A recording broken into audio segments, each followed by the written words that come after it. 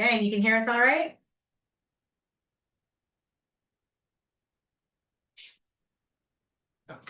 Okay. Perfect. Go. All right. Okay. Well, welcome everybody to Q4 Money Moves. We have put together this presentation and webinar for you to finish 2025 strong and set you up for success in 2026. So today it's Mahalia and myself, Laideen, and we're super excited that you guys have all joined us today. Let's get started. Okay. So, I'm Laideen. I'm from Laideen & Co. Financial Group, and this is Mahalia, my new junior advisor. I'm so super excited that she's joined the Laideen & Co. team. And honestly, she was a client before, and she did so amazingly as a client. She just achieved every goal that she put before herself. And I was like, honestly, Mahalia, you have to come on board and help me teach others how to achieve your goals because she's just tremendous. She's a numbers nerd like myself. She's so good at budgeting. She achieves all the goals that she puts for herself. And honestly, she has surpassed every expectation that even I have had for her. So I'm just super excited that she's on board, and I'm excited that we're doing this presentation together. Thank you. What a warm welcome. I don't know if I can top that because she needs all of the kudos. Like she said, yes, I was a client and I came to her looking for a new advisor and she had like 20 some odd years of experience. I'm like, okay, this girl's going to know what she's talking about. And I was blown away by just how personable and how authentic she was and holistic. And she's not just looking to sell me an insurance policy and walk away. She was trying to understand my goals, what my values were, set me up with some investment projects that were aligned with what my values were so that, if I'm going to make money, I want to make it right way and not be on the backs of the stuff that I can't just sit with. And every question I had, she gave me an answer. She sat with me. She's so patient. I am just so happy to be alongside Miss Laideen Thomas. Oh, thank you so much, Mahalia. Thank you. Okay, so what are you going to get today? Well, it's a jam-packed session. We've booked it for 2 hours. We have you learning some tax smart moves that you can apply now. A lot of times, there's webinars that you attend that you go to and you're like, you feel good in the moment and you like what you're learning, but you don't actually move the needle in achieving your goals when you get off of the webinar. We want to make sure that we're giving you some moves that you can actually apply now so that you can see financial success in real life. We're also going to be giving you an investment tune-up framework. So we're going to be showing you how can you tune up your investments, what should you be looking for, and we're going to give you some simple actions to take action on this week, right? So we know that it's good to say, oh, these are my goals and whatnot. But if you're really not taking action, it's really a dream. It's not really going to manifest or actually become a reality. So we want to make sure that we're giving you some actions to take this week.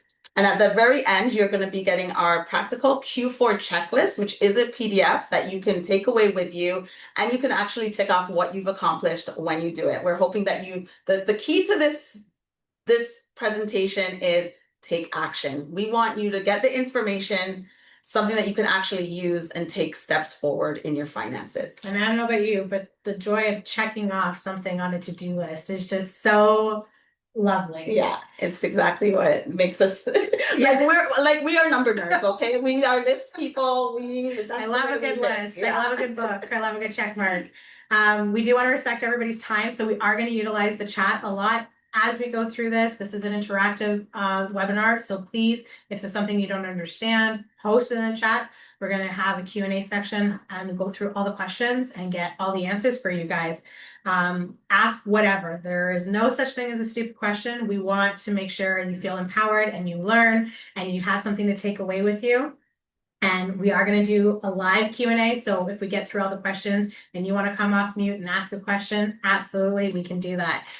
Just a little side note, the chat is not anonymous, but we are going to be doing some polls throughout that will be anonymous. So make sure you answer honestly and truthfully, because we want to tailor this webinar to what the answers are. So if you feel comfortable, just be honest and truthful, and let's get the party started.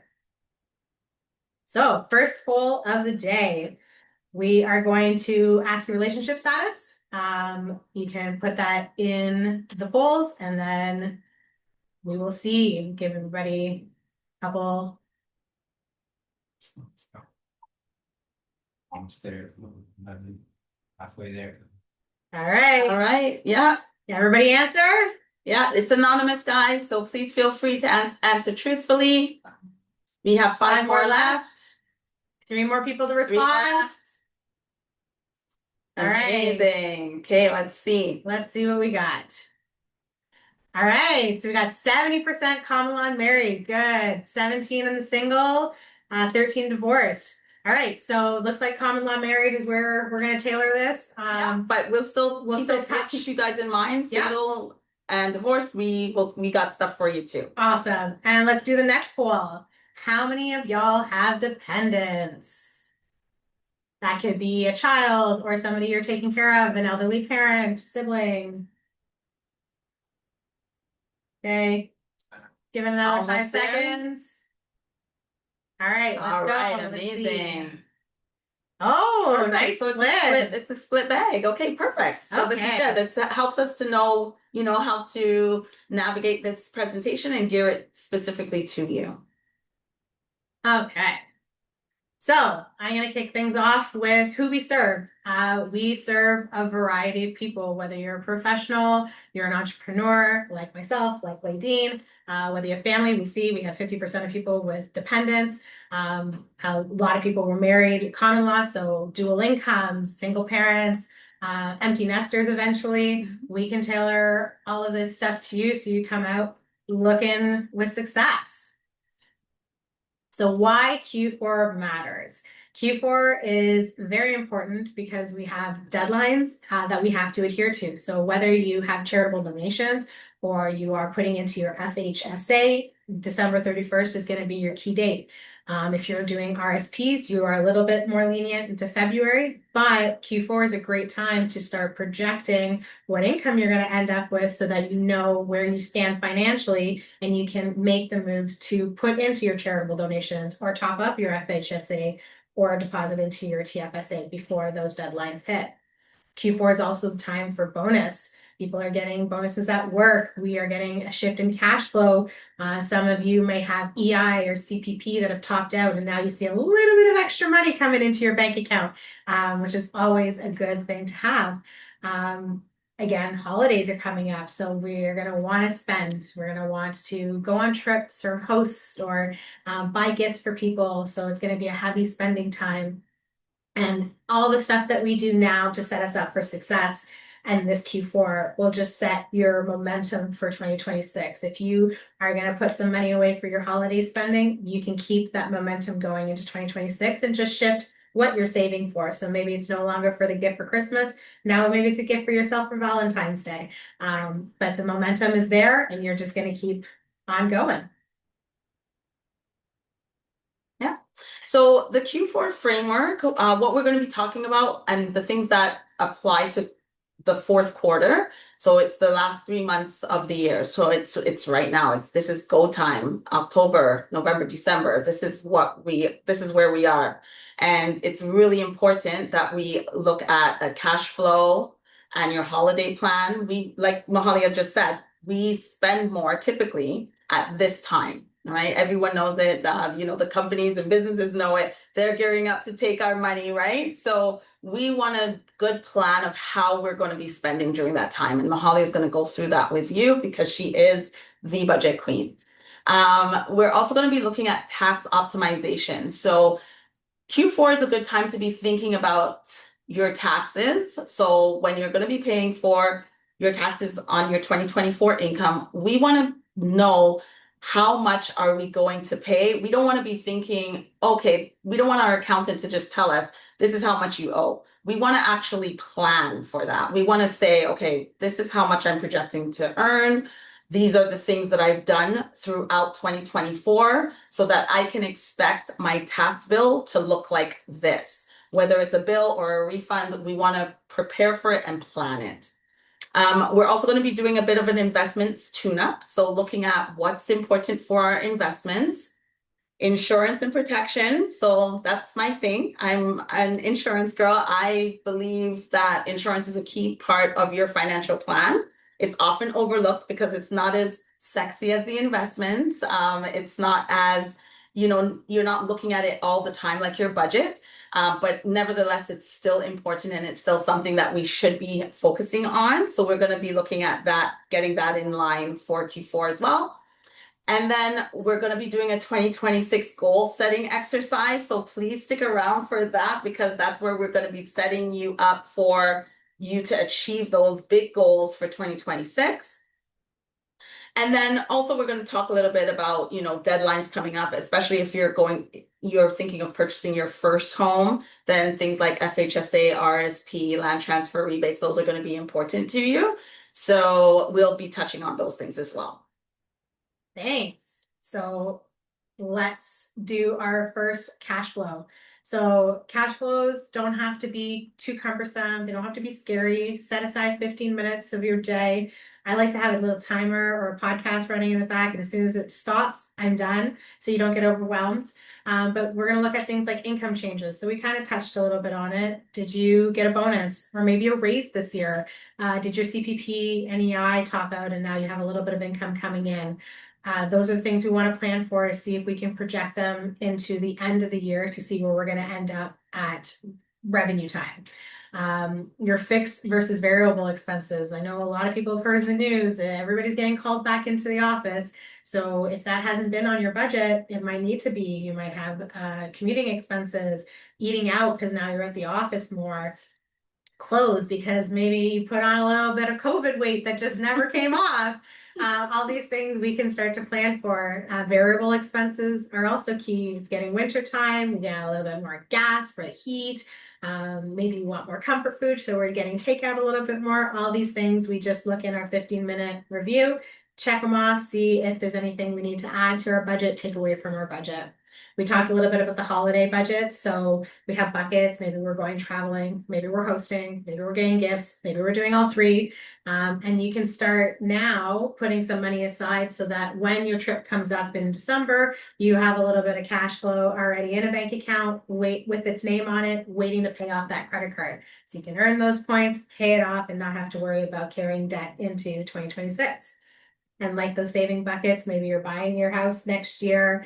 You're putting it into your FHSA, you're putting it into your TFSA. We have saving buckets that we can allocate a little bit of money here or there so that not only our short-term holiday goals are achieved, but our long-term goals are also being looked after and everything is merry. And then when 2026 comes around, you can switch those buckets, but maybe you still have them. I personally like to have a few savings accounts in my bank so I can clearly see what all the money is going for. So I have one for my kid or I have one for my dog.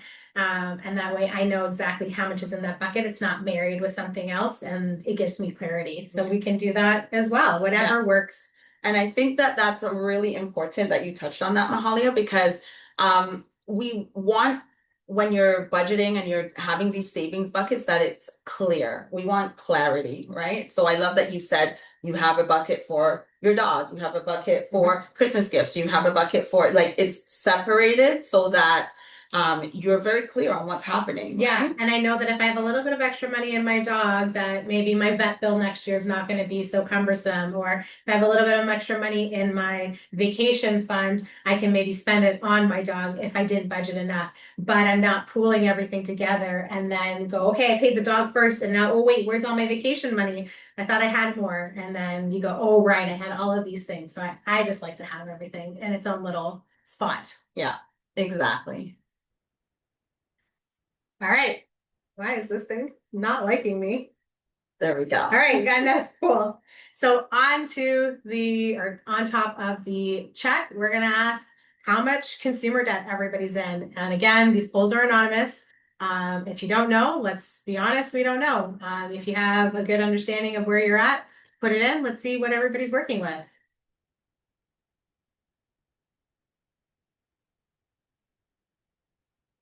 Hey, give everybody 3 more seconds. 5 more seconds. I'm being told 5 more seconds, maybe. I'll listen to the producers. They know more than I do. All right, let's go. Okay, we got a good mixture. Nice. 17% no consumer debt. Congratulations, guys. We got a few under 10K, some sitting in the most of the majority sitting in the 10 to 50, a few over, and a few sitting over 100 grand, and 4% don't know. So if you don't know, no harm, no foul. We can help you if you feel a little bit overwhelmed with the debts. If you want to tackle it yourself, you can open up all your credit cards, open up all of your lines of credits, and just start tackling them down or writing them down, and seeing how much they all equate to. Really important is also noting what the interest rate is on each of them so we can tackle them together. So that being said, We have a second poll. Oh, no. nope, Oh, not on this one. So we're going to talk now about debt and credit optimization, because during the holidays is where a lot of people get into debt. And if they feel overwhelmed after the holidays because they got into debt, maybe they have a little bit of shame. We want to squash that. We don't need to feel bad about decisions that we've made. We don't need to feel bad about where we are, because we are here right now because we all want to do better. And we all want to just make moves that will get us into the spot we want to be next year. So how we do that is we can have quick wins right now. You can, with that extra income that we were talking about, whether that is your CPP and EI, make those extra payments on those credit cards. Refinance your high interest credit cards. So if you have a line of credit that you aren't using, maybe you move your credit card balance onto your line of credit so you can take advantage of the cheaper interest rate, save yourself some money. If you don't have access to a line of credit, you can maybe use the call script that we posted. You can call your credit card company and ask them to reduce your credit card interest rate. Say, hey, I've been a client with you for X amount of years. My goal right now is to pay down this debt. Do you have a promotional rate, or do you have a less rate that I can tap into right now to be able to accomplish that? No harm, no foul. They might say yes, they might say no. But if they say yes, now again, you've had a quick win. You brought down your interest rate. You can make more. Your payments that you're making are going to make more of an impact. And that's what we want. We want to get those wins. Now that you have done all your quick wins, you have a list of all of your debt, you know where you stand. That's the important one. We can make a decision on how. Oh my goodness. There we go. There we go. We can make a decision on how we're going to start paying that debt. There's a couple ways you can do it. There is no wrong way, because everything is going to lead you to having no debt or less debt. And that is the goal. So whether you want to prioritize your smallest balance because you want those quick wins, those quick endorphins that get that momentum going, do that. If you want to prioritize money and you want to save the most amount of money, then you do your high interest rates first. Tackle those credit cards before your line of credit. Or if you have an emotionally charged debt, let's say your sister loaned you some money, your aunt gave you some money for a car repair, and you just really want to get that off of you, pay that one first. You can reprioritize after your first one is done, after your second one is done, your third one. You don't have to keep it in the same momentum. All we need you to do is pick one, finish that, and then move on to the next. And you will see that the debt goes away so much faster than trying to pay them all simultaneously. Okay. All right, next poll. We're going to ask, how much money is everybody making? Okay. This is important to know. Yeah, so Where it's your we gross, prioritize. yeah, your gross income. So it's going to be before taxes.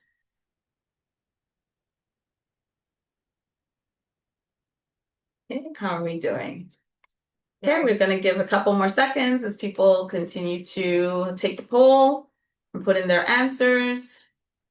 This is really good because it lets us know that there's a mixed bag, and let's see what we got. Awesome. All right. All right, so we see that we have 4% 0 to 50, 57%. So the majority is around 50 to 100,000 K.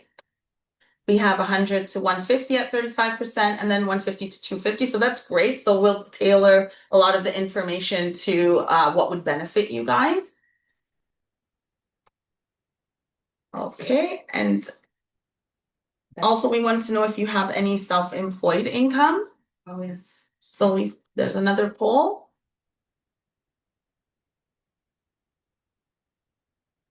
There we go. All right, so it's we just want to know if you have an employer or you're self-employed.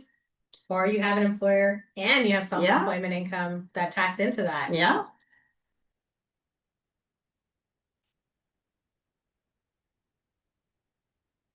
All right. Okay, let's see what we got. Oh, another even split. Yeah, even split there. Okay. I love all my entrepreneurs in this meeting. Okay. This is great. This is great. Okay, let's see. All right, so now we're going to talk about tax optimization. So some things that you should be thinking about in terms of saving on your taxes, right? We live in Canada. There is no way around taxes. We pay taxes and it's good. It's a good thing because we get to live in this amazing country, and a lot of our taxes that we pay goes to a lot of the benefits that we have. With that being said, we don't want to overpay, right? There are legal ways to make sure that we are not paying more than we need to, right? And you can keep more of your hard-earned money. So I guess one of the main questions that I always hear is, should I be putting in my RSP or should I be putting in my TFSA? And really the answer to that question is that depends. So in terms of your RSP, you want to be thinking the higher your income is, the more you want to put into your RSP. But keep in mind that when you do put money there, it is typically for the long term because you are going to be using it in your retirement or when your income is less. The issue becomes you could be in a higher tax bracket, but are you going to be needing that money soon? If you are going to be needing that money at some point, you do not want to put it in your RSP, because pulling back out of your RSP in a year where you're making a large amount of money is just going to increase your income for that year. So you want to be very strategic about when you're putting into your RSP and making sure that it's right for you. The rule of thumb is that you do want to use your TFSA if you're not trying to minimize your taxes. So if you are making, I would say 80,000 or less, then it's best to use your TFSA because you're not really saving that much on your taxes. Now, the other thing with your TFSA is that you can put into it, and if you take out of it, it doesn't affect you. So if your income is fluctuating, like the entrepreneurs in the house, everyone that said that they were entrepreneurs like me, sometimes, we have high months, we have low months. If you're having a low month and you may want to pull back out on your TFSA, it's not going to impact you, right? So overall, I will say, like, the roundabout answer to that question is book an appointment with us, because everyone is different, and we want to make sure that your investment strategy is really geared and tailored towards you, and that we're making sure that you are optimizing your tax savings in the best way possible. I'm just going to touch on the FHSA as well, because with the first home savings account, that's what that acronym stands for. That is if you are thinking of purchasing your first home, you can use this account because it acts just like an RRSP. It does have a deadline of December 31st, and sometimes people get confused because RSP deadline is usually early in the next year. FHSA is December 31st, so if we're thinking about Q4, then we definitely want to be thinking about hitting that deadline if you're thinking about purchasing a property. When you put money into your FHSA, it works just like an RSP in that the amount that you've contributed will lower your income for that year, and hence give you a larger tax refund next year when you do your taxes. In terms of charitable donations, this is also something that can help with your taxes, as you can offset your income with your charitable donations. You do want to be thinking about it December 31st, that's the cutoff. So you Q4 is a perfect time to be thinking about how much have I put in all year? Should I still be putting more in? And key advice here, guys, is that you want to contact your accountant. You want to keep your accountant in the loop because you want to know what is your maximum for the year. Are you carrying over charitable donations from last year? You want to make sure that you are knowing what you're doing before next year. You want to get that all in the bag so you can make sure you're getting the best tax refund possible. The last point here, where we're talking about sole proprietor versus corporation, we've thrown this in here, and I think that it does apply since there's a lot of self-employed people here on the call today. If you're a sole proprietor versus a corporation, it really does impact how you are taxed. So a sole proprietor, you're taxed as like it's regular income to you, versus if you're if you're creating revenue within your corporation, then it's taxed at a lower corporate rate. So they are looked at differently. If you are a sole proprietor and you're thinking about becoming a corporation, you do want to maybe start making that transition into a corporation if you're making 40,000 or more, because then you can obviously save taxes by not being paid individually. So if you have questions about that, please reach out to us because this is our sweet spot. We love talking about these things and we love coming up with great solutions for you guys. Or ways to track that. Yeah. Because that's what I did, is make sure that I have a tracker now that I'm going to have a little bit of extra money coming in. All right. Okay, so we see that we have a question here in the chat from Roseanne. So she says, can you use the funds from your first-time home buyer account to buy a property in Jamaica or the USA? And Roseanne, we wish the answer was yes, but the answer is no. The first-time home buyer account can only be used for a qualifying property in Canada. But that doesn't mean, like, if you are planning, if you're thinking of buying a property in Jamaica or the USA, we can come up with a strategy of you to grow your funds through investments, maybe using a TFSA or whatnot. And then that still leaves you with the first home buyer account that you can use if you ever do want to purchase a property here in Canada. All right. Thanks for the question.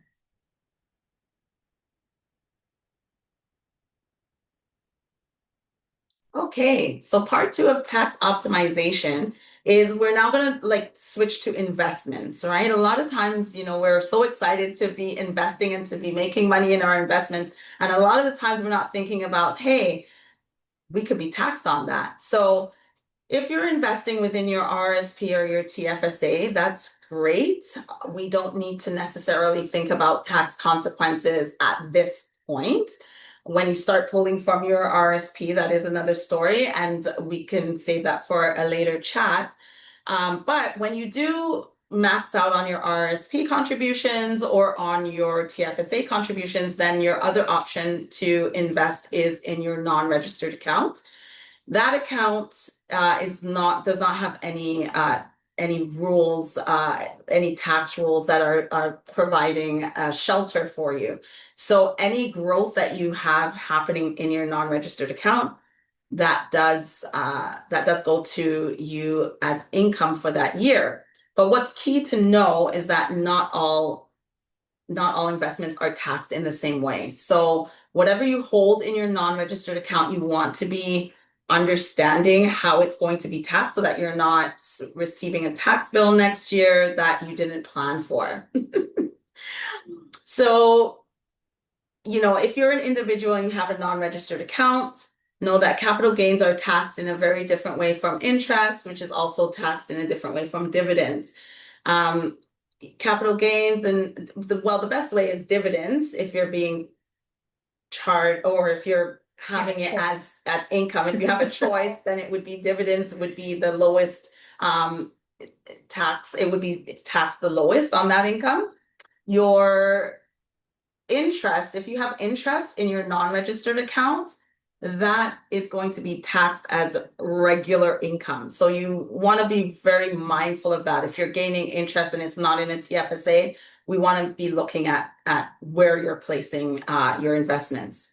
And that doesn't even have to be investments. That could be a lump sum of money that you received as an inheritance that you're leaving in a bank account. Non-registered accounts look very different across the board. So they don't have to be investment vessels to be a non-registered account. Simply having a large sum of money in your savings account will issue a T5 for you. That's correct.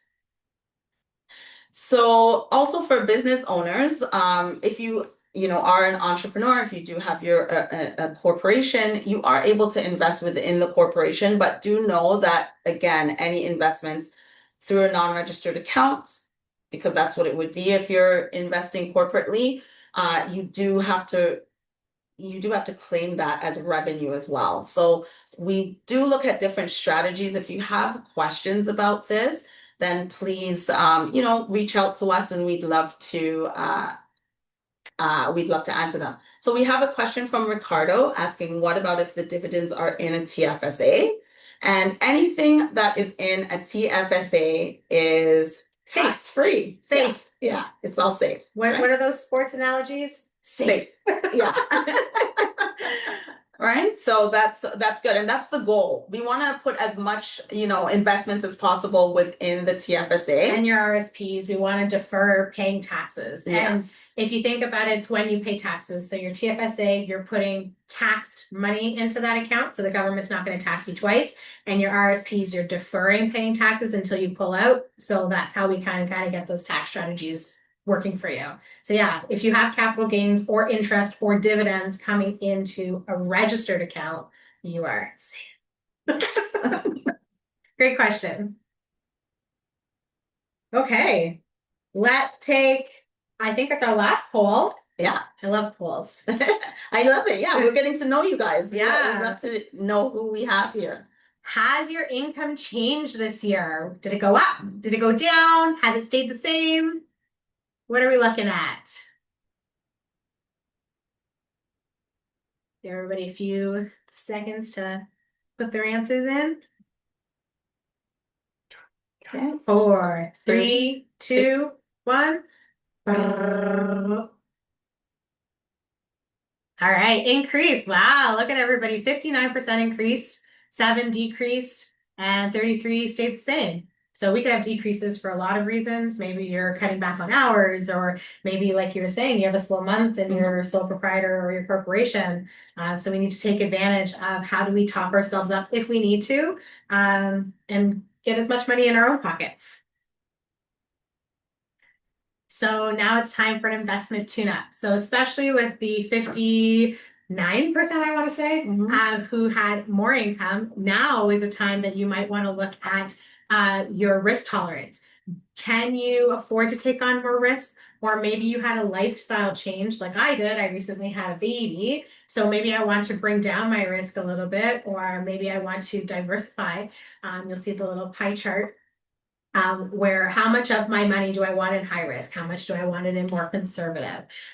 So looking at your risk tolerance and updating that as life events happen, as careers happen, whether the decrease was for retirement, maybe you want to now change your risk tolerance to be a little bit less risky so that you can make sure you have longevity on your money. We want to automate monthly contributions, especially for those 59% who said they had an increase in income. Let's take advantage of that and let's up our RSP or our FHSA or even just our happy spending money. Let's put some money aside to pay ourselves first and get to our goals faster. And then the rebalancing if there's a drift. So a drift just means, like in our little pie chart, if your pie chart kind of changes. If this year you set up that you wanted the majority of your revenue or of your investments to be in a moderate growth portfolio, but then with everything that's happened with the US and everything that's happened globally, the navigation of your portfolio has changed, you want to look at if there is more or less of 5 or 10% of a change in how much is invested into what type of risk tolerance. You want to readjust that to bring it back into balance to make sure that you feel confident in your path forward. Okay. And so another part of our investment tune-up is what we're watching into 2026. So everyone always asks the magic question, right? Like, so what is the investments gonna look like? You know, we don't have a crystal ball. We can't foresee and say this is what we think is I going wish to I was happen. an ING. Yeah, right? We don't know exactly, but we do look into this very heavily, and there are some trends and some themes that we can, tip you off on. In terms of the themes for 2026, the rate trajectory, it's been on an upward trend, and it is expected to do that going forward. We are seeing some boosts to the economy, and as political things like tariffs and whatnot that have slowed the market down tend to cool off, we're seeing the rates go up, right? We're seeing that there's more growth. There's just a little bit more action happening in the market. People are getting excited again. People are investing again. And so we're seeing that in the numbers, right? So it's a good time right now, and it's expected to continue that way. Now, there are things that we can't control, like, if there's political things happening or wars and other things that do impact the markets. But really, it's looking like it is on a positive trajectory, and we're expecting it to continue that way. Some of the things that we're watching for is tech. It is leading the way. It has been, I will say, for the last 20 years, to be honest. And it doesn't look like it's slowing down at all. We have, the advent of AI, artificial intelligence, and we're really just at the beginning point when it comes to that. iRobot is closer than we expect. Exactly. I don't know if that's a good thing. I don't know, but it's here. So, we're really leaning into this tech trend because it's really changing the way that we do business. It's shaping the way that we work, that we do everything. So we're seeing those results in the growth in the tech sector. Mhm. Another area that we can look at is small cap opportunities. So what that is small cap is we're looking at companies that are, medium size, small to medium size. So anywhere like 500 employees and less, around that group there, we're going to be seeing a lot of money injected into the economies to really get things moving, get the economy moving. And the beneficiaries of those injections from government and they're really hyper focused on small cap companies. So investing in this area would be a good idea as well. We're seeing with the large cap companies, so really thinking about those larger companies that have been dominating, they're really plateauing, and you're not seeing as much growth coming from that area. So, the small cap is pretty much where it's at right now. So, and we're thinking that it will continue that way through 2026. Also, we're thinking about location as well, right? So the geographic location of where these companies are is playing a large role as well. We are seeing this trend of Canadians wanting to, buy Canadian. That includes stocks. So we're seeing Canadian stocks and Canadian companies having an increase in investments, and which is translating into growth in that sector. US is still seeing growth. I mean, there's no way around it. Like the majority of the companies that are, the tech companies that we were talking about, they're headquartered in the US. So we're still going to see the US do well. It has slowed a little bit, as some other countries aren't investing as heavily in the US as they were before. They've gotten a little bit cold with how they've been dealt with. So they're more moving towards global investments. And we are definitely seeing that in the markets. Global is seeing growth. There is this new, investment streak in Europe. And we're definitely seeing it.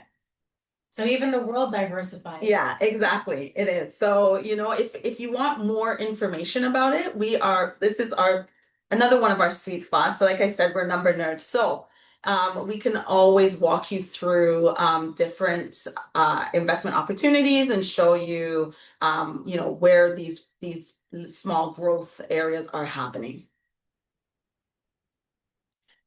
Okay, so now we are on protection, and this is like this Her is bread and butter. yeah, this is it. I love it. This is insurance, and it's like people don't really want to pay as much attention to this because, like I said, it's not as sexy as investments, right? Everybody wants to know what's growing, what's moving, what's happening, but insurance is like that protection underneath that you really need, right? It's that warm cup of coffee you forget about, and then Yeah. you're just like, oh right, it makes Yeah. my heart happy. Yeah, it's like I got to get back to it, Yeah. the addiction's kicking in.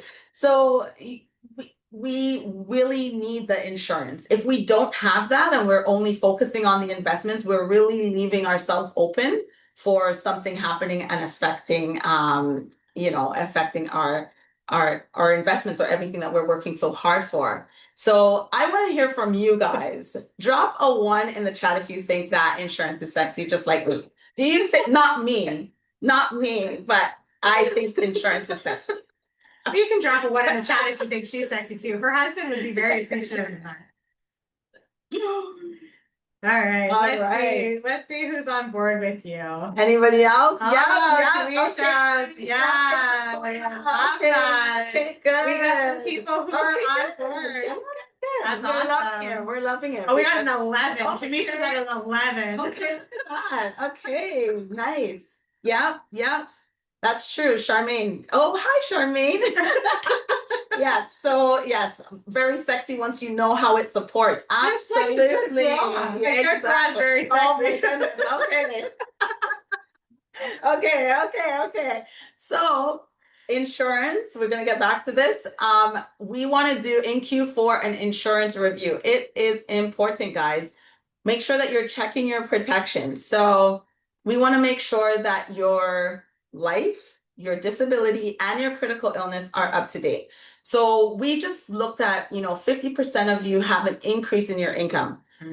Has that been translated to your insurance policies? So have you increased your life insurance death benefit, right? So basically, if you weren't here, everyone who's depending on you with your increased income, if something were to happen, God forbid, would the amount that you have in your life insurance still be relevant to your current lifestyle or your family's current lifestyle? And everybody who also put in how much debt they were in, we had a couple people that were over the $100,000 mark. If you were to pass today, would you have enough life insurance to cover those debt, or are you leaving them to the next generation? So yeah, not even just living. Exactly. We want to be making sure that we're checking up on that in Q4, right? It's a perfect time. We're ending the year. Just make sure that your life insurance, your disability, your critical illness are on par, including disability. A lot of you are employed with your employer, and a lot of times that the only disability that you have is with your employer, right? Which means if something were to happen, then you would only be getting around 67% of your current income. Would that be okay for you? Right? Same with critical illness. If you were out in terms of, a major critical illness, we're talking about 6 months to a year of not working. How would that impact your cash flow for your family? So take this time in Q4 to just do a quick protection review, right? And just make sure that you have everything correct. If we look at a quick stress test, if your income stopped for 90 days, what breaks?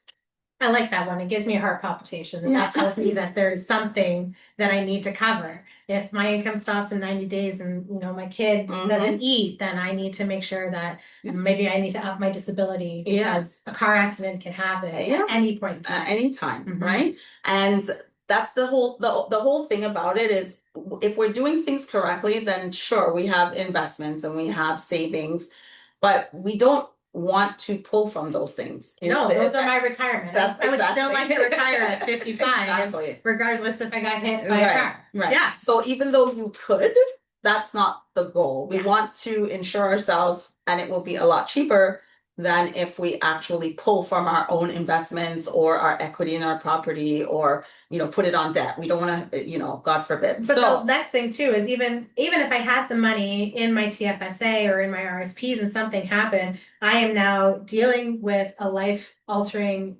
disability and depleting my savings. Mhm. So now I have stress on top of stress on top of stress.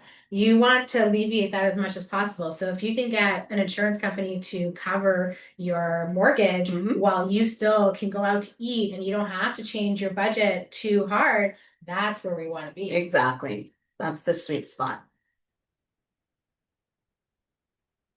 Okay.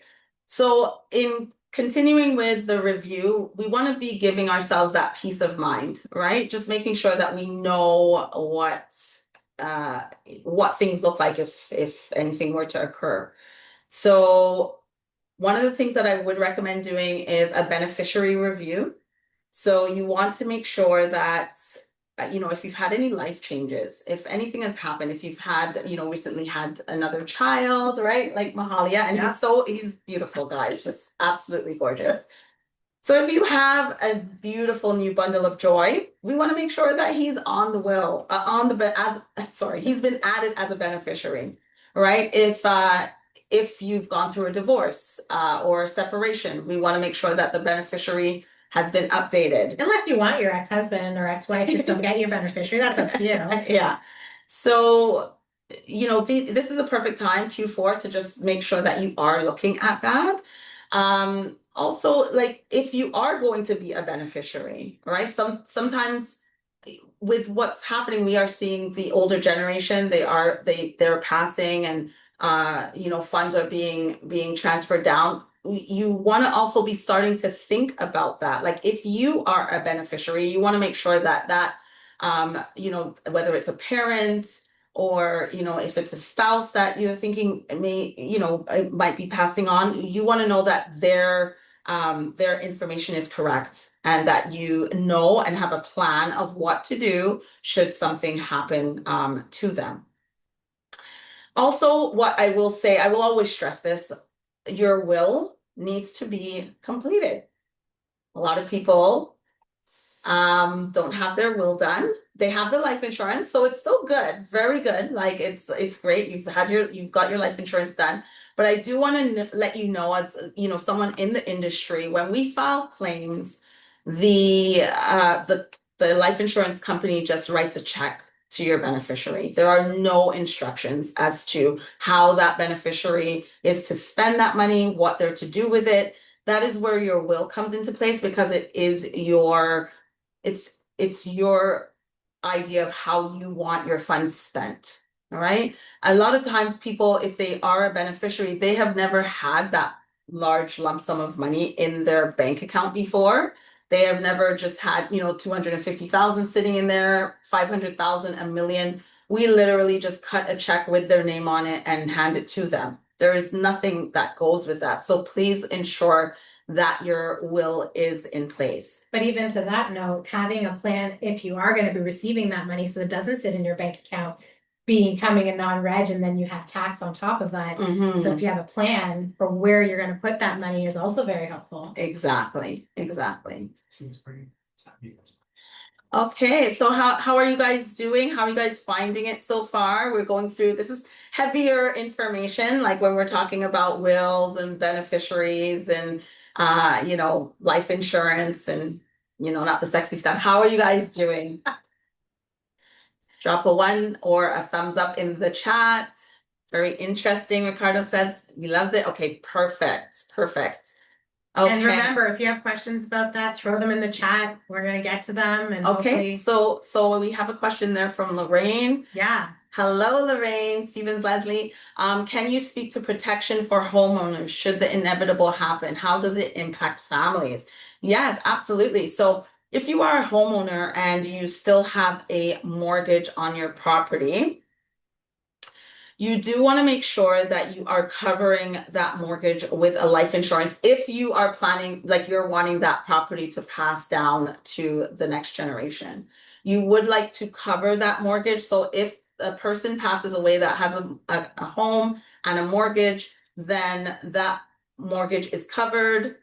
They pay off the mortgage in full, and then that principal residence is able to be passed on to their beneficiaries free and clear because it's a principal residence. And then we have estate taxes that we also have to be mindful of. So yeah, so that's what I'm gonna get into. If you do have, so you know, all my real estate people in here, do we have any real estate? Yeah. Real estate Who have investment properties? investment properties? Do we have anybody in here? Drop a one if you you know, are wanting to purchase additional properties, or if you have. Yeah, Okay, we got all some. right, okay, Yeah. perfect. So it's really important that we understand that only your principal residence does not pay capital gains at time of passing. Any additional properties, you have to pay capital gains on that property. Does that also include out of country properties? Okay, that's a little bit Outside of our yeah, that's a expertise, little all bit right. that's a little bit tricky. It can and it should, but there are ways around it. But we'll just we'll leave that there. But yes, if you have properties, additional properties, that you're thinking of passing down, then you do want to cover your capital gains taxes that you would pay at time of passing. And that's where we can come and help you. We can figure out, you know, how much debt do you have? Mhm. What are the things that are covered or not covered with an estate planning? And how much do you actually need in life insurance? Because the other thing is you don't want to have so much life insurance that is unreasonable and you're just paying just to pay for it. Yeah. So you want your money to work for you. You want to take that extra money and go on that shopping spree or go on vacation. Or invest it. Or invest it. Yeah. Or buy that retail property Yeah. that's outside of the country, maybe Yeah. somewhere hot, so we don't have to worry about winters anymore. I would love that for me. So yeah, get Yeah. that going. I did see another question there from Akisha. Do you have resources for getting a will, life insurance? Yes, great question. Great question. Yeah, great question. Please reach out to us. We will let you know. We don't do wills ourselves, but we have a great list of resources, different lawyers, and you can choose from them. Accountants. Yeah. Yeah, the And you people. can, yeah, our team we'll get you. Yeah, we'll get you. If you want contacts, drop a 2 in the chat, and Yeah. we can send you all those contacts as well. So we don't sharing is caring. Yes, exactly.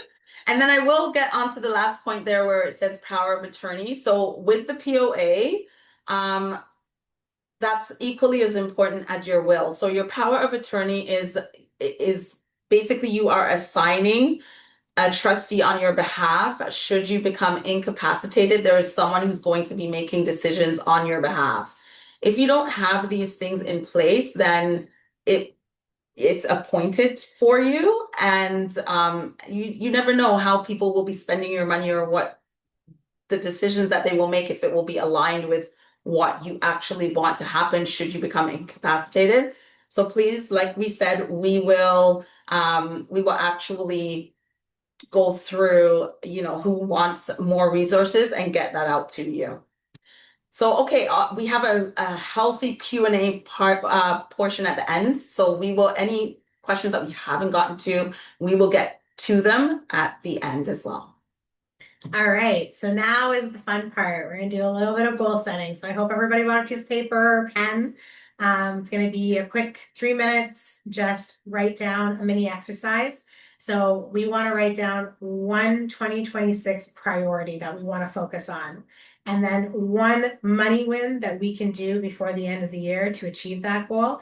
And then one micro step right here this week. So for instance, we had a few people who had in the $50,000 to $100,000 worth of debt. Maybe your priority is to reduce that by half. And your first money win that you're going to accomplish is automated payments. And your micro step is to call your credit card company and reduce your interest. So thinking of that kind of mindset, I'm going to give you all a couple minutes to write down some goal settings for 2026.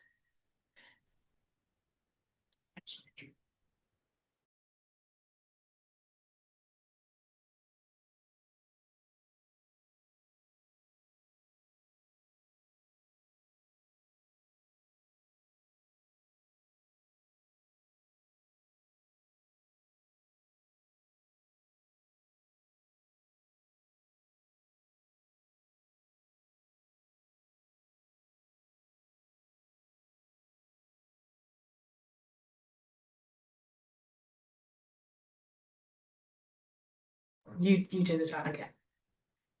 Okay, so we have 2 minutes and 30 seconds left. We just want to make sure that you're thinking outside of the box. Like, let's not think about things that you know you can accomplish easily. Let's try to push it a little bit. Let's push the envelope a little. What are some Stretch favorite goals. Yes. Stretch goals. I love that. We believe in you. We know you can do it. Come on.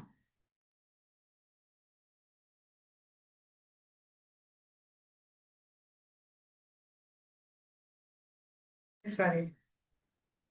Okay, we got 2 minutes on the clock. Keep writing, guys.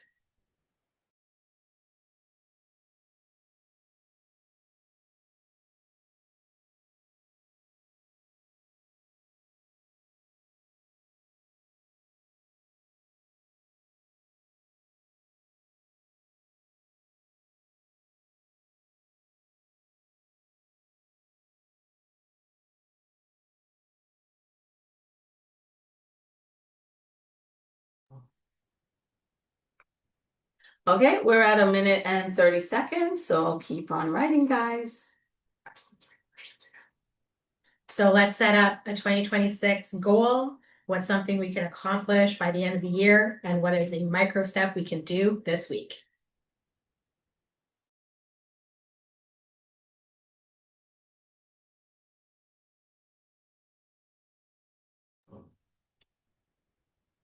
Just letting you know we have 1 minute left. Keep going.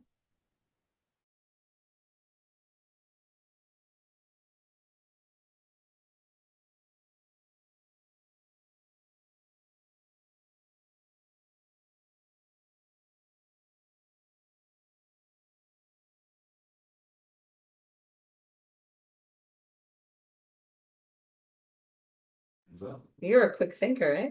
But you're just like, yeah, let's put time on. Me and you. Oh, we got 30 seconds left. 30 seconds.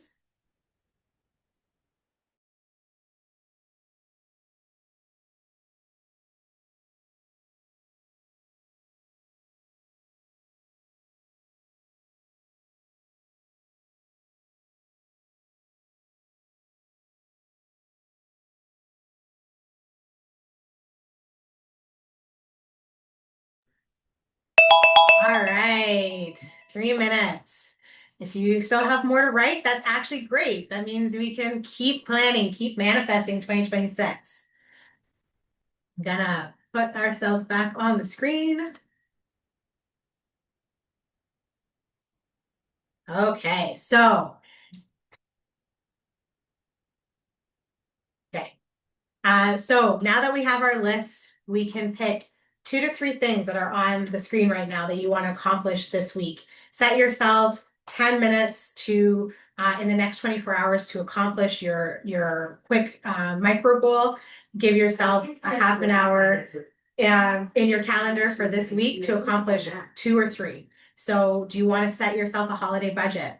Do you want to execute one debt optimization, RRSP or TFSA or FHSA, all the decisions, complete a portfolio review and your beneficiaries, plan charitable giving, schedule that accountant call to make sure that you are giving in the allocated amount, block 30 minutes to set all of your 2026 goals, schedule a portfolio review with us if you need help. Pick 2 or 3 accomplished this week and then schedule the rest. Take all of them and put them out into week 2, week 3, week 4, so that you keep the momentum going and you can stay on track to accomplish those very stretch goals that we are pushing you to do. Yeah. And we just wanted to also see, like, if anybody wanted to share or if anybody Oh felt, yeah, does anybody want to let us know in the chat what their 2026 goals were?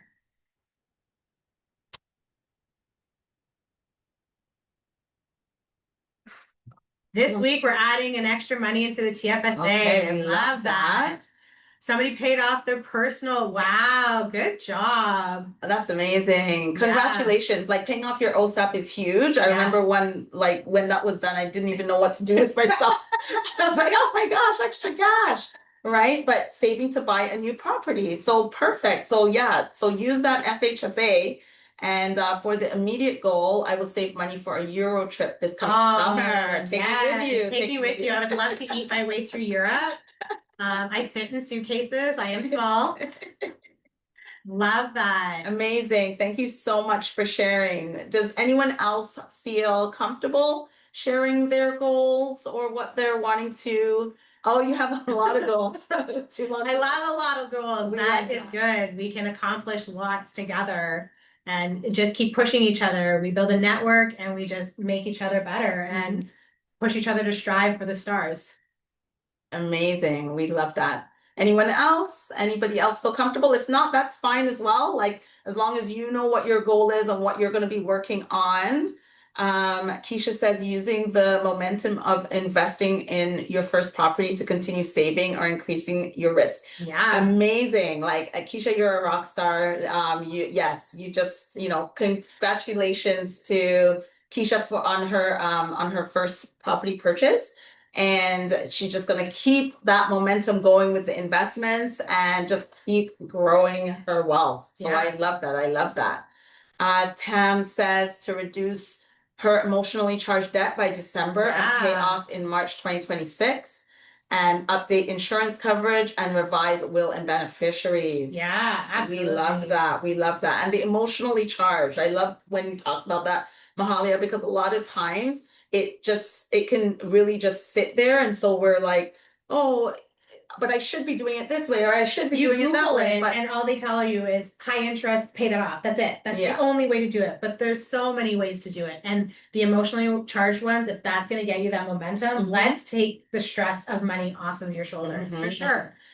And then we see Evelyn there saying that she's going to sell an asset. Yeah. Well, congratulations. We're wishing and hoping, praying that you have the top dollar on your sale. Yes. Yes. And then talk to your accountant because we want to make sure that we're not going to get capital gains on that top sale. Yes. So maybe we need to push some money into some hideaways. Okay. All right. Lorraine said to put a will or a trust in place, and that's amazing. I need to do that. I need Yeah. to put a trust in place. Yeah. I have a will, but because he's under the age of 18, Mhm. he's going to need a trust for all of that. Yeah. So definitely update will and POA. Yeah. Amazing. When I started thinking money as a tool to accomplish my goals, everything changed. I love it. Amazing. Amazing. All right. We're going to keep Okay, all of that until the end and keep posting all your questions. Okay. So, how can we help? We have talked about a lot of things today. Hopefully, got the spidey senses tingling and got some new tools that you can put forward for 2026. But if you just want to check in and make sure you're on the right path, you can book a 20-minute Q4 review with us. We can answer one or two of your questions. It is only 20 minutes and hopefully keep that momentum going. If you want to do a deep dive, open up all your books and see where everything is landing, we can do a full financial planning. What that entails is an hour and a half session to go through all of your portfolio, ask you all the questions, what your goals are. And then we'll come back afterwards and do another hour and a half meeting, and we'll go through the entire plan with you. There's going to be a link in the chat so that you can book those meetings. So feel free to save that, do it now if you want to, make that your micro step, Exactly. and keep the momentum going. I think that's the theme. That is, Just keep the momentum going. All right. All right. So here we are. We have a nice, generous Q&A period where any questions that you have, even whether it's related to the content on this webinar or not, if you had a burning question before that you've just been thinking about or it's been in the back of your mind, you can ask it right now and we will try our best to answer it and get you an answer right now. If not, then we will get it to you later. So we have Charmaine. She said that what her initial goal and what she's going to be working on is get her kids fully invested and planning for their future investments and insurance. Absolutely. So that's an amazing, amazing goal, Charmaine. And okay, we have a question there. What's the cost of full financial planning? I saw that there in the chat. Okay, sorry. Yeah, okay, so we'll get to all of them. We're going through the chat right now, so bear with us. What's the cost of full financial planning. So there is no cost for the first 2 meetings. They're free of charge. We need to first know what it is that you need support with, or if how we can support you. So we do give 2 free sessions. When it's full financial planning, the first session is an hour and a half. Second session is another hour and a half. The first session is just opening up the finances and understanding where you are currently and what it is that you're wanting to achieve in your financial future. The second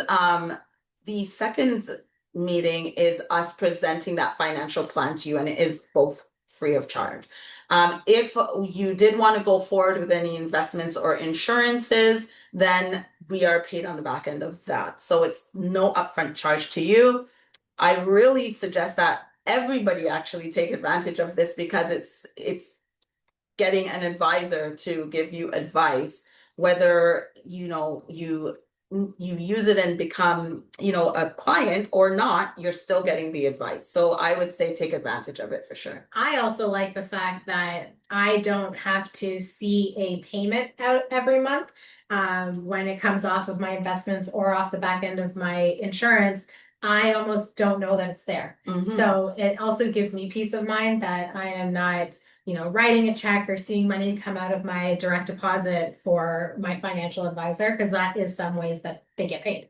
So I like that. We have a question from Stephanie. You mentioned investing into small cap companies. Can you give an example of what a small cap company is? Sure. So small cap is, like I was saying, it's like around 500 employees. So it's not a small business. It's not like a startup company, or it's typically, they are established. They are leaders in their industry. They're at the forefront of their sectors, and they're making moves. That's small cap. So you're not thinking about the large companies, which are your mega Apple. Yeah, your Apple or Royal Bank, or it's really the ones that they've made waves, they've broken through that small business, and they're poised to become the next RBC, Scotiabank, Apple. So they're small cap. So you're going to get a lot of growth riding their growth, right? So that would be small cap. I'm hoping that I'm answering that question there. Next one. Can the debt of a parent be passed on to their children when they pass? No, it can't. Like, so your estate is yours. If there's nothing in the estate and there's still a negative, so there's a debt, that does not pass on to anybody else. However, if you do have assets, it is somewhat passing on to your children, because if you have debts that are taking away from the assets in your estate, then your children are getting less than they. Yeah, they might have to sell your RSPs to pay off that debt. They might have to sell your TFSAs to pay off that debt. So no, you're not inheriting, but your children aren't getting the full value of your investment. Yeah, they're not getting your full estate if you do have things in your estate. However, your question is, can the debt be passed on to the children? No, it cannot. Your estate is your own estate. If you do not have enough funds within the estate to cover the tax bill or to cover the debts that are in the estate, then it ends there. Basically all creditors, they have to just walk away. Yeah, exactly. All right. For a person who has never invested, would you suggest starting with investing in a TFSA, RSP, or both? I think that goes back to the question, how quickly do you need your money? If you don't need it right now, then RSPs are great. It gives you some tax benefits. It keeps it out of sight, out of mind, which might be helpful for some people if you have never invested. Or any of that. If you are looking to buy something, let's say you're saving for a trip for next year, maybe your TFSA is more valuable because you can pull it in and out. One thing that we didn't mention is if you do pull out of an RSP, you don't get that money back. You don't get that limit back. Whereas a TFSA, if you put in $10 today, take it out tomorrow, you then have still $10 available to you. So that entire TFSA limit is always going to be at your disposal. So the ins and outs, I would say TFSAs, if it's more for longevity or retirement purposes in general, I would go with an RSP. Right. Also, it can be it's based on your income, like we were saying before, Yeah. right? So if you're not going to get a benefit from an RSP contribution, And it's locked. Yeah. And then yeah, then you would TFSAs. just use a TFSA. But the majority of our clients do have a TFSA and RSP. Typically, the RSP is for long-term investing, like the retirement, like Mahalia was saying, and then they're also investing in TFSA for other financial goals as well. So Like I have my safety net in my TFSA, and I used my safety net when I went on mat leave, and I didn't have any benefits available to me, and I had to top up my EI by myself. So I used my TFSA because it allowed me to pull without having taxes or taxable income at the end of the year. Great questions. All right, follow-up question on small caps. How would I identify a small cap company? yeah, that's a good question. So a lot of if you're looking at funds, you can set it as a Criteria, I guess, or Like like a filter? Yeah, you can Yeah. set it as a filter. You can set it for a small cap, and they'll show you all the small cap companies. If you are a new investor, then you want to make sure that you're getting some assistance in doing it, right? Because you're going to be looking at which company is poised to do well. We offer a number of small cap opportunity funds that you can participate in, and we can help you go through it. Or if you like doing it and you like sitting down and looking at all the different funds or the different companies yourself, then you can use a filter and check through. They will have a list of what the small cap companies are. Good questions. Thanks everybody for your questions. All right. How old do you have to be to open an FHSA and an RSP? Right.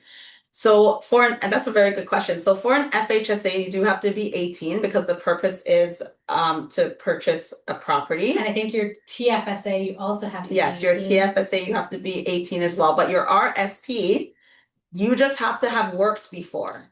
So you can have a child like I do. I have children and I have a corporation and they work for me. So I put money into their RSP for them every year, right? And that helps them because by the time they're ready to purchase a property, they will have their RSP that they can use as their first home buyer plan. I can't do it with an FHSA for them yet, but I can do it with an RSP. That's awesome. And then you're also teaching kids the financial literacy that probably most of us never got growing up, and we're setting them up for success. Absolutely. I get happy every time I see them playing Roblox because I know that they're invested in it. So I don't get mad anymore. Screen time for the win now, guys. Yeah, I'm like, get all your friends to purchase Robux. Yeah. Okay, and just a little bit more into that small cap. Can you invest in a small cap in your FHSA or RSP? Yeah, you can invest in anything. In your FHSA and RSP, absolutely. So your FHSA, RRSP, RSP, RESP, all of the acronyms. All of them. Think of them as a bowl. They can hold multiple things. Yes. You can have high interest savings account in a TFSA. You can have investments. You can have bonds. You can have stocks. So yeah, small cap. Absolutely, you can put that in an FHSA or invest in that mechanism for sure. Mahalia mentioned she has saving buckets for different goals. Are these physical separate accounts? Yes. I love opening different accounts and I love renaming them. It gives me this lovely little endorphin rush. And because they're named, they're very clear and concise. I'm with Simply. I don't enjoy paying bank fees, and I love the control that it gives me. And I will just go and open a new savings account every time a bucket changes, or I rename one. So if I have my holiday bucket and then come January, my holiday bucket is no longer, it is my summer vacation bucket, I just just rename my bank account. And then when I'm doing my automatic deposits, it's transferring from my checkings to my summer vacation fund. And it just gives me such a little high and a little endorphin rush. I would recommend it to anybody, especially if you don't have to pay fees on your bank account. Open as many that make sense to you to help you save for the goals that you're setting. How do you create your own buckets? So yeah, that kind of like I said, I use Simply, they're free. Not promoting them. But I just click on create a new bank account. And then it ends up in my list. Sometimes you might have to wait 24 hours for it to be able to be modifiable. Let's change the name. And then I rename it and go on putting money into it and saving and watching it grow.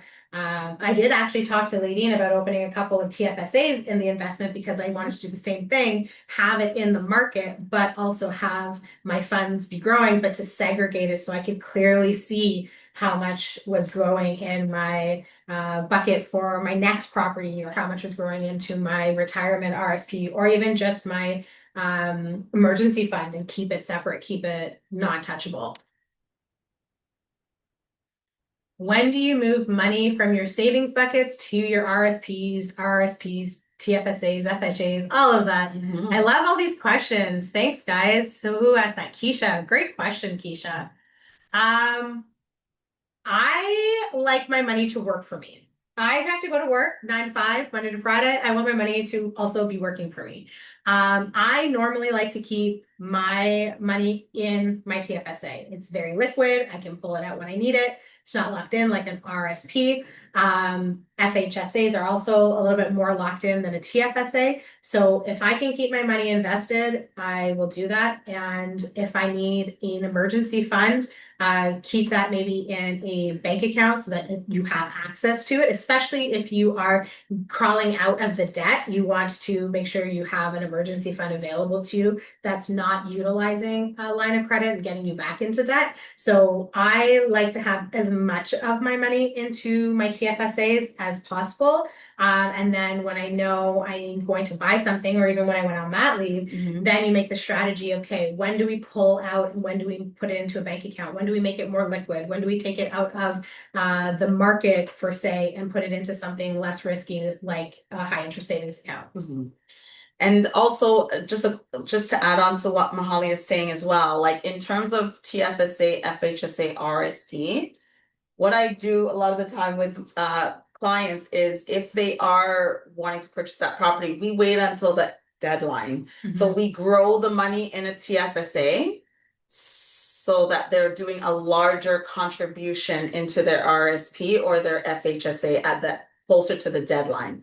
So all throughout the year, they'll be investing in their TFSA and it's growing. They're getting that growth happening on it, so which will give them a larger contribution, as opposed to if they're just contributing all throughout the year and not getting that growth. So we want to make sure that we're growing it first in the TFSA and then moving it over to the RSP and FHSA before the deadline. And it also helps with risk, because so much can happen throughout the year. My goal in January was to buy a house in December, but then I lost my job in July and now I need that money. So if it's available to you in your TFSA, then you have a little bit more flexibility than if it's already locked into an FHSA or an RSP. Yeah, great comment.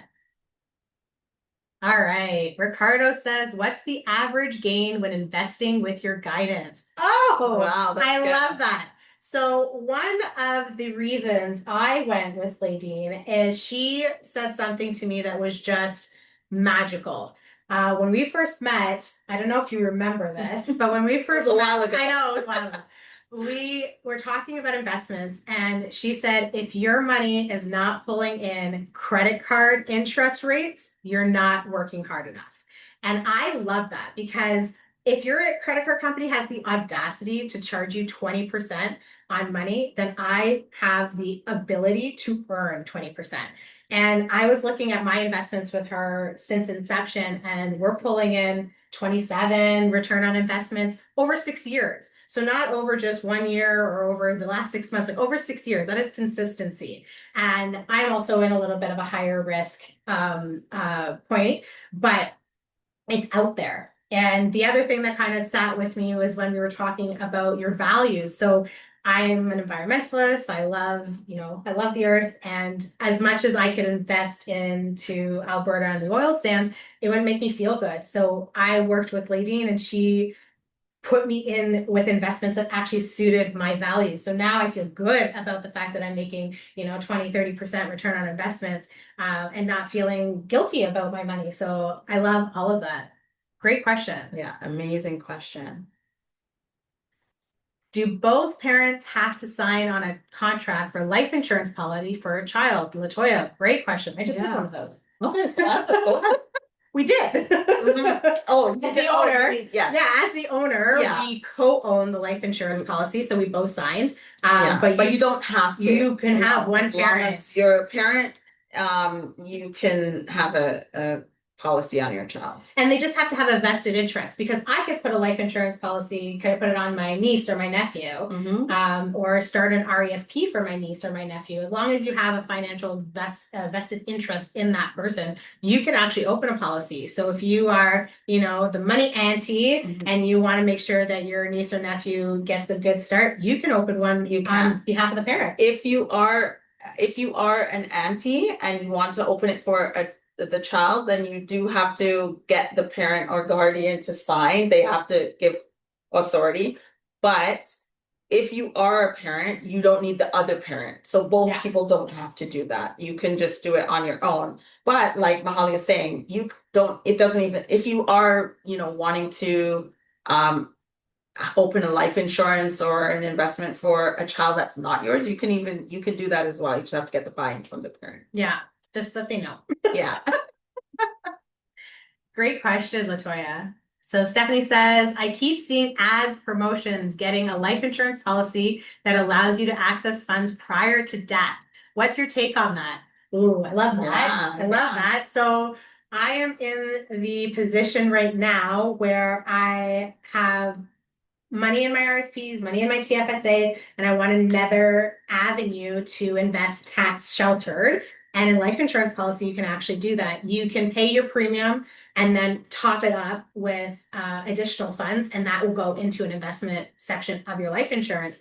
And then you can then take a loan out on your own life insurance policy, and access those funds that you have invested. We were literally just talking about that right before this call. So that is such a great question, Stephanie. And to all of the self-employed out there as well, you can also do that through your corporation. So it's hard to the main issue that corporate individuals have is accessing retained earnings or accessing money that is locked in their company, right? You can use life insurance to build an investment within it, as Mahalia was explaining, and then access or pull those funds out, and then you're bypassing having to pay taxes on in getting your money out of your corporation.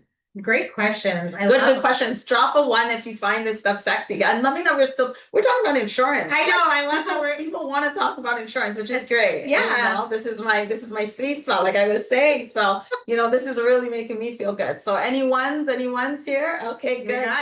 Good. Thank you. All right. Let's keep going.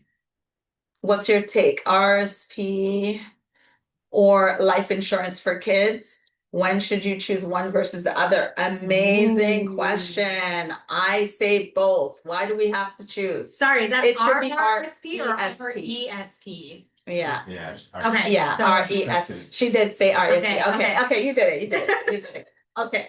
So RESP, they're different. Okay. So our answer is both. Yes. Okay. Yes. We should be dividing funds between both. RESP is good because you get the match, right? Government. Yeah. So if we're thinking about investments and we're saying, okay, every dollar that you put in, you automatically get a 20% match. So that's already, now you've gotten a 20% return on your money. Yeah. Right? Instant growth. Instant growth. Right? Then you're going to take your money plus the government's money and you're going to invest it, and then that's going to grow. So you have growth on growth, all right? And you really want to be taking advantage of that. If you have, now there are some restrictions around it. It can only be used for education. This is where now life insurance comes into play because you can invest within the life insurance policy and you can use those funds for anything, Mhm. right? So if your child is wanting to purchase a property or they want to start a business, you have those funds available and it's not attached to them going to school. Mhm. There's no restriction on that. So, and then on top of it, if anything were to happen to said child, God forbid, you also have the coverage and the protection to ensure that there would be a payout in that event. And even for things like, so you can take extra bereavement, because I think even my company gives you 3 days. Like, I don't know, if I lost my Mhm. kid, I would need more than 3 days off of work. So a life insurance policy just gives you that financial breathing room to mourn. Absolutely. I love that. And yeah, I have both. And the good thing with the RESP is, yes, they need to go into post-secondary, but not to utilize all of it, just to access it. Right. So they go into post-secondary that costs them, let's say 40,000, but they have 100,000 in that account. Yeah. They now have 60,000 to do with what they wish. Exactly. Buy that residential property on campus and rent it out to all of their of their college roommates and start now making money. Absolutely. Yeah, set them up for success. Yeah, I literally have like RESPs are my one of my favorite things to do because you see the children, like you're in it with the long haul with the parents. So you see when they turn 18 and a lot of the times they get scholarships. Yeah. Right? They don't even need those funds, but they still get them because they're enrolled in school. Mhm. So you're getting that money and you're getting the government match. And then they're getting a scholarship. So that's just win-win. it's win-win-win all around. And I like your comment about instant gains with the matching program. And that's a lot of people with work and their RRSP matching. So if you have an employer who matches your RRSP, you can look at that as instant gains. If they match 3% or 5%, that is money you didn't have that you are going to get right off the hop. So it's another good way to look at that, is to max out your RSP contributions with your employer to get that matching money and just start making money on their money. Yeah, exactly. And another hack is that, typically when you are on mat leave, your income drops. Yeah. So you could actually, you could actually qualify for the government bond as well, right? So anytime that you open an RESP for a child, even if the child is like 9 and you're just deciding, oh, you know what, I didn't really do that, but I think I should. I always say everybody should open an RESP for their child, even if you don't put money into it, because any year that you qualify for a bond based on your income, like how much you earned, the government can give you a bond into your RESP for that child if you are in a low income bracket for 1 year, year. And as long as you open that RESP, they will go back and check your tax returns for the duration of that child's life up until 18. And anytime that you qualify for a bond, they'll put that money into the RESP for them. And that goes with our self-proprietors and our business owners. If you're having those low income years and you are funding your lifestyle with your TFSAs, that keeps you in those low tax brackets and then allows to get those bonds for your kids. So that's another great way of making money on top of money. Exactly. Okay, Javon, I'm about to have a kid. What do I need in order to prepare? Well, sleep. You need sleep now because that will never happen again. They always say it and you don't believe it, and it's true.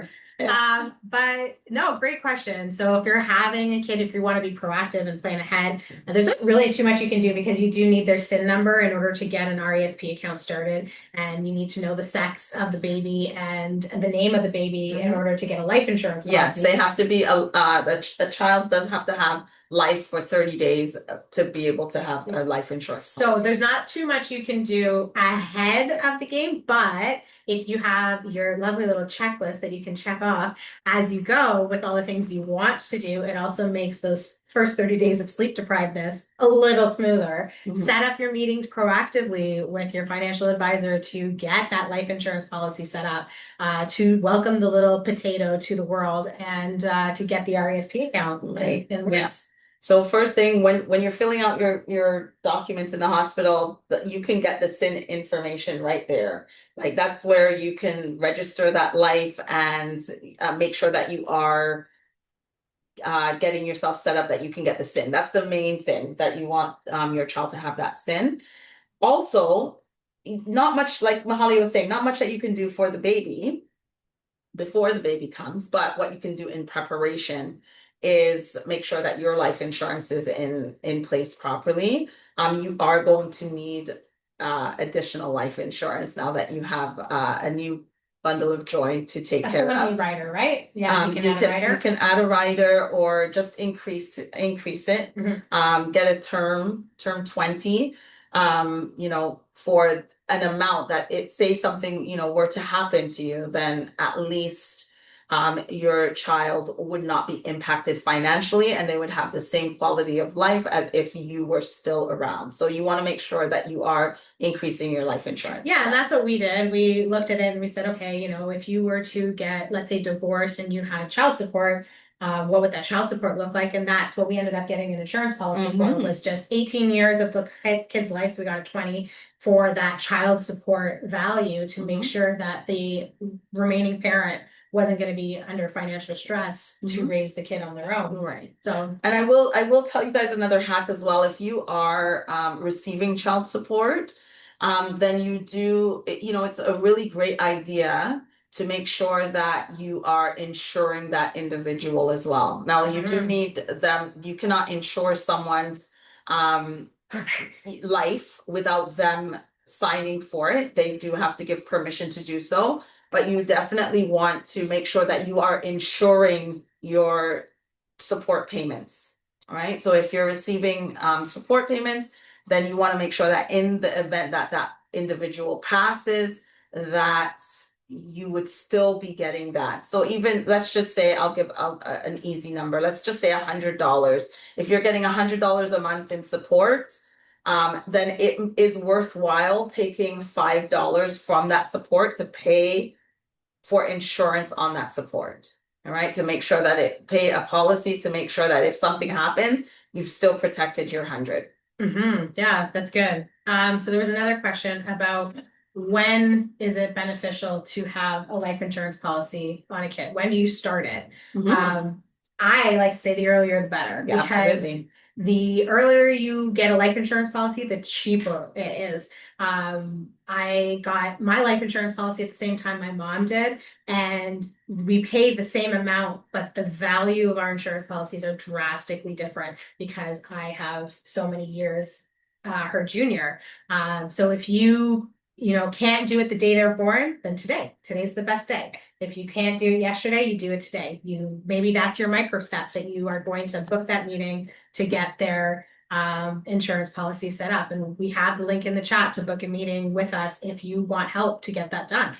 And we can even help you figure out how much life insurance makes sense. Right. For a kid versus for yourself, you're going to have different numbers. Exactly. But yeah, exactly. The younger that you are, the cheaper that it is, and the healthier that you are. Yes. Right. So health checks, even with term insurance, you have to be mindful. They might be cheaper right now, but if you have a term 10, which just means you have to renew it every 10 years, you have to requalify at that renewal. So if you are 30 and healthy, that's great. And then you're 40 and still healthy, that's still great. And then you're 50 and you're not healthy, then what happens to your life insurance? So sometimes playing the game of, do I want term? Do I want whole? Do I want a mixture of both to achieve the goal that you're wanting to get is really a helpful game to play. Right. And if a lot of the information that we're saying today is not really, it would be we're kind of going through things and you're getting it, but you're just like, do I get it? Please reach out to us. Yeah. Because we would love to speak with you and clarify any questions that you have. And the link is in the chat. Yeah, absolutely. We have another question from Stephanie. Oh, all right. So Charmaine, thank you for your comment. You said that you're in 100% agreement with Mahalia about working with Laideen. It only makes you feel more confident with your money and investing. It has only made me better and in a place that I feel confident that I am leaving a legacy for my children. Plus, they are now working with Laideen to ensure that they don't make the mistakes we made and are going to be self-sufficient and financially literate in their 20s. And I tell you that these children are just kicking butt. The personal attention is the bonus. She really cares. Oh, Charmaine, thank you so much. Like, you're making me tear up here. Thank you, thank you, thank you. I appreciate it. I love all of you guys, like all of my clients. I love. I work with such amazing people. You guys are awesome. I would love to get to know all of you guys. Mahalia is here. Like we share the same. We work together and we share the same. And that's and even in thinking about Mahalia and bringing her on, I care so much about my clients. I am so super like protective and picky of who I allow to, even come into the fold. Yeah, you come worked into the hard to fold. build Yeah. the business you So built. so thank you so much, Charmaine. There are such powerhouse women out here and men that are doing amazing things. And I think just with a little guidance of just asking the right questions, we can just skyrocket your net worth. And that's the goal. That's the goal. And I love the way she said it. Maybe she should have done your intro. Yeah. That would have been a great intro. I give all rounds of applause for that. But yeah, she nailed it. Giving your kids the financial literacy you didn't have. Mhm. That is just a power move in and of itself. Exactly. I love that. Thank you so much, Charmaine. Yeah, great comments. So Stephanie says financial institutions like Coho and Neo are these non-reg savings accounts. Will we be taxed on them when we get money from the interest rates they promote? Yes and no. So you can open a TFSA with those companies and get those interest rates, and it won't be. But if it's just a high interest savings account or regular checkings account, then yeah, if you have a certain threshold, like they're not going to tax you on the $20 you have in your checkings or savings account. But I think once you get to what, 10, 20,000, then you'll start to see T5s show up in the mail in February and you'll cry. So great questions. Yes, you can have registered and non-registered in bank accounts, as well as in investment portfolios like IA or Manulife, where they are more geared towards the investment, but they still have just regular savings accounts as well. Yeah. And if the savings, it really depends. Like if you're just putting in your savings account and the interest is not that high, then it's not something to really be worried about. But if you have large amounts in there and you're seeing like that interest growing month over month, just sitting in a savings account, yeah, we want to be moving to a TFSA. Yeah. You want your money to work for you. Yeah. Make your money go to work so you don't have to. All right. Okay, so Ricardo says, my understanding is if your property value is under a certain amount, you aren't obligated to declare it in Canada. What's that value? What do you mean declare it? Can we get a little bit? What did it say again? Sorry, can we just scroll back up? So my understanding is your property value is under a certain amount, you aren't obligated to declare it in Canada. What's the value? If your property value is under a certain amount, do you mean outside of Canada? Okay, so if you mean outside of Canada, you aren't obligated to declare it in Canada. What's the value? So that is dependent on I'm not sure of the exact value, but it's international laws. It depends on a lot of things. I would say with this specific question, book using the link in the chat and we'll take it offline. But it's a bit tricky because Canada has their own international laws with or agreements with other countries, right? So you really want to be making sure that you are getting an accountant that specializes in international taxes, so that you are not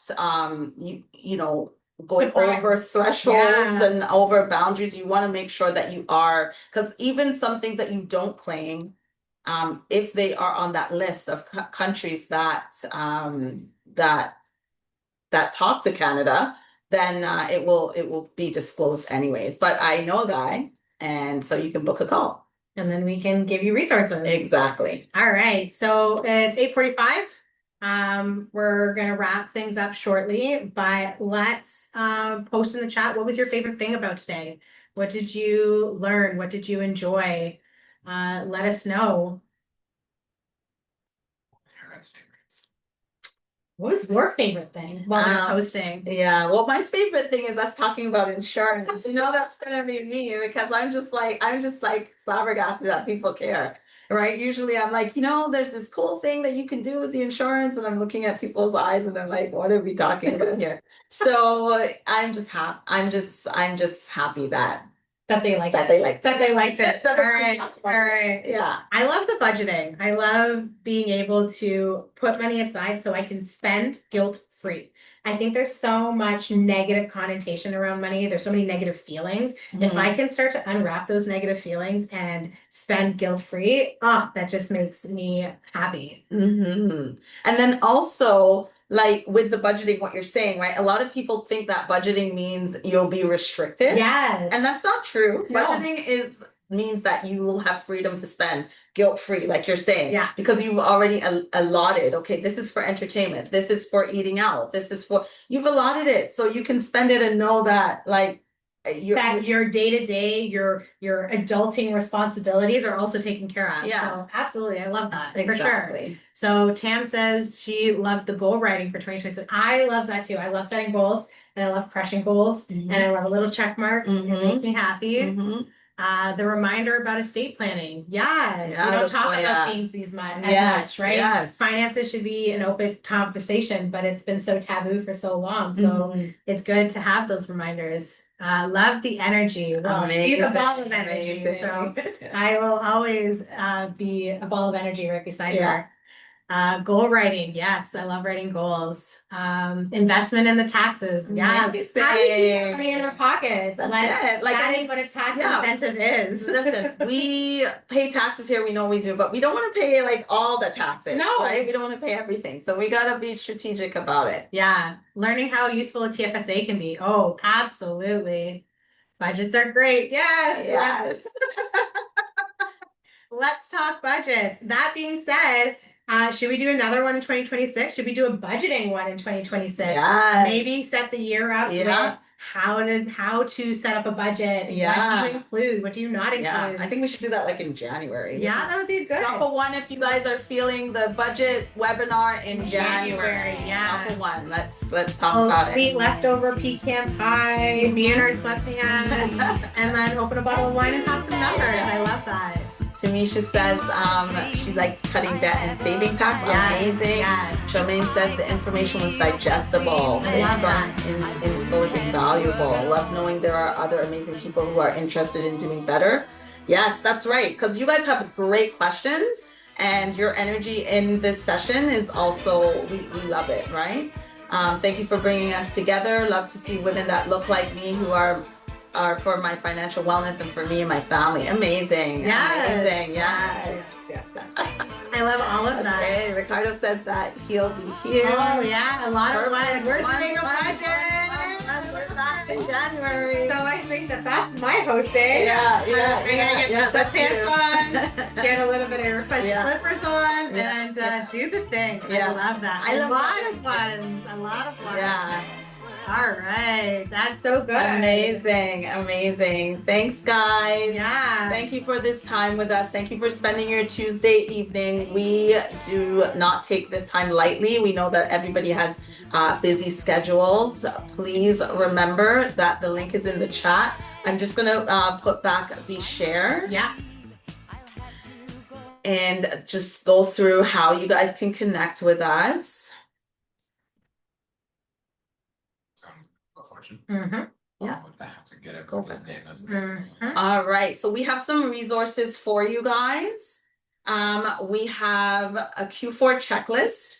Before we let you guys go, and don't worry, we'll get you off soon. We have a Q4 checklist for you where everything that we've discussed today is in a checklist that you can pick what really stuck out to you, what really mattered. We'll be sending it out to you in an email. So please, stay tuned and look for that. We'll also do we'll send a recap of the meeting. And we will also send you the The deck. Yeah. Yeah, So anything that you saw here, if you wanted to go back and look at it, you'll have access to it. I do have a planner that is coming out. It is my baby. It's a 90-day planner. It's called My Wealth Builder, and it's really for budgeting. Whether you are a budgeting guru like Mahalia or you're just getting started, it's really a way to track your spending and grow your wealth. So look out for that. I have your email, so I'll send information for that. And Mahalia has actually made a monthly budget template as well, which you will have access to. We'll be sending that out to you as well after the webinar. And she made it herself, like from scratch. So a lot of people, they go on Etsy and buy budgets, or you have to pay a monthly subscription for a budget. We are giving you this budget for free, so please utilize it. It was made with love. And bring it in January when we have our budgeting seminar. Exactly. You can bring it with you. We can fill it out together. You can ask questions about it. Absolutely. And do we want to give a giveaway? Yes. So, one of you lucky participants on this call, who are still on this call, we're going to give you the Wealth Builder for free. Laideen has graciously given that. So wherever you're calling from, we will ship it out to you. Or if you're in Durham, since a lot of people are in Durham, maybe we can just plan a face-to-face visit and we can hand deliver it. So we are going to put all of your names in a spinner. We're going to spin the wheel and we're going to see who gets it. We got music. Yeah, one second. Yeah, amazing. Just 1 second, guys. It's coming up. Not the song, I love that one. It's There you go. here. We're so super excited for this giveaway, actually. And once you get it and you test it out, please let me know. I'd love the feedback, as it is brand new and we're getting it into the market. Yeah, getting everybody's hands. All right. Wow, look at how many people stayed on for this. I love that. Oh. All right. Ready? Yeah. Okay. We're gonna spin it in 3, And me up. 2, 1, spin. Here we go. Here we Who's the go. lucky winner? Oh, Tanisha! Yay! Yay! We have a winner. Congratulations. And you know what? She Congratulations. loves a good notebook. Oh, So good. she is going to appreciate this so much. I can feel it. Yes. I can feel it for her. Oh, So thanks. amazing. Congratulations. Congratulations. Okay, let's put back on the. You want to show your guys? Mhm.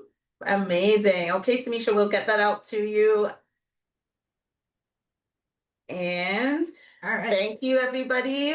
Please, on Instagram, if you're on Instagram, send us an email if you have any other questions. Remember to book. You can go to @Laideen & Co. or @Mahalia Knows Money. You can go to both. Follow it. It should be in the chat as well that you can actually directly follow from there as well. We have a lot of budgeting tips there, a lot of tips about estate planning, insurance, investments. So be sure to follow. Yeah. And like. Yeah. And then if you guys have any suggestions of, anything else, any webinars you want to see in 2026, we'll start off the year with the budgeting. I think that's always fantastic. But if you guys want to see anything else, if you want more information in depth on something, let us know and we'll see you all on the next webinar. Yeah. Amazing. Thanks, guys. Bye. Bye.